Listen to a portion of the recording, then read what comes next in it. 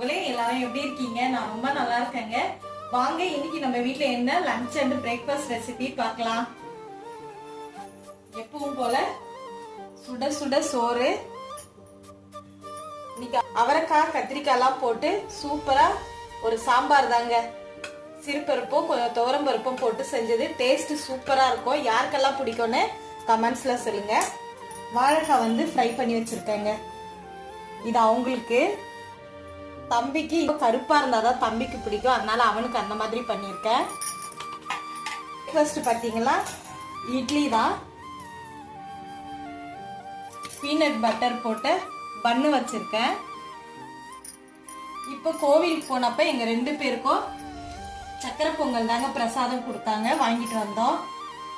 இன்னைக்கு இவ்வளவுதான் நம்ம வீட்டுல பிரேக்ஃபாஸ்டும் லஞ்ச் பாக்ஸும். நீங்க எல்லாம் என்ன செஞ்சீங்க, சாப்பிட்டீங்க கமெண்ட்ஸ்ல சொல்லுங்க. பாய்.